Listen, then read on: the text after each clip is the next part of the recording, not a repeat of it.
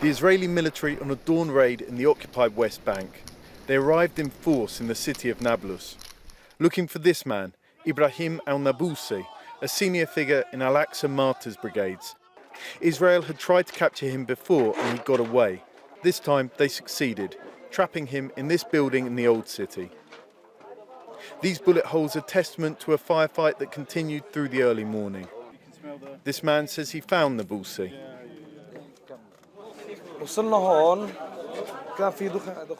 When I arrived, we saw smoke and fire. We used our t-shirts to cover our noses and entered the house. We found a body right here. A guy recognized him and said it was Ibrahim. Israeli forces also killed 2 other members of the group, and dozens of people were injured in the fighting in the crowded old town. Thousands accompanied the funeral procession. From these scenes you can see how popular Ibrahim Nablusi was in the town of Nablus. For these people, he was a resistance fighter. For Israeli authorities, he was a terrorist who shot at soldiers and civilians, a threat that they had to remove.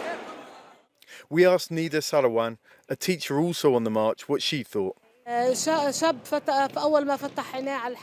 a young man opens his eyes to life and sees killings, terrorism, violations of people's rights and attacks on houses, then it's his right to defend his legitimate rights and to defend his homeland.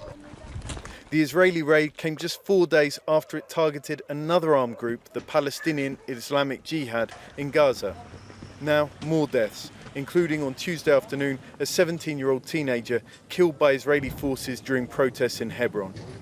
And all across the occupied West Bank, businesses shut and a general strike in place. John Holman, Al Jazeera, Nablus, occupied West Bank. Let's take a closer look at the Palestinian resistance movement in the occupied territories. Al-Aqsa Brigades is an armed group that emerged during the Second Intifada. It splintered from Fatah and at times operate alongside Islamic Jihad in Nablus and Jenin. There are numerous Palestinian groups that are resisting Israel's illegal occupation. The Palestinian Liberation Organization, known as the PLO, was formed in the 60s and operates as an umbrella group of several political factions. It excludes groups such as Hamas and Islamic Jihad in Gaza, who have opposed all forms of negotiations with Israel. Hamas, Islamic Jihad, the Al-Aqsa Martyrs Brigades, among others, cooperate militarily and agree that armed resistance to the occupation is the only way to end it and to achieve Palestinian self-determination. Well, Jamal Nazal is the spokesman for the Fatah movement and a member of the Fatah Revolutionary Council. He says Israel is motivated by its upcoming election.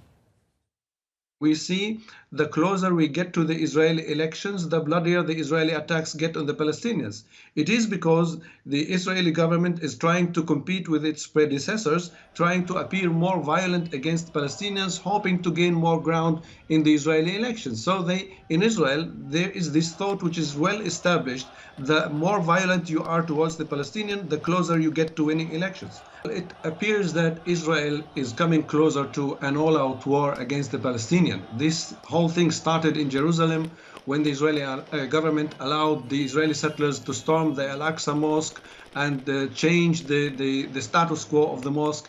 Then it spread to Jenin. It spread to Jenin, where the Israelis continued to arrest more Palestinian individuals. Then we saw the assault on Gaza, and now it has come to Nablus. Israel knows all too well that such targeted killings will result in a reaction of the same type on the Palestinian side.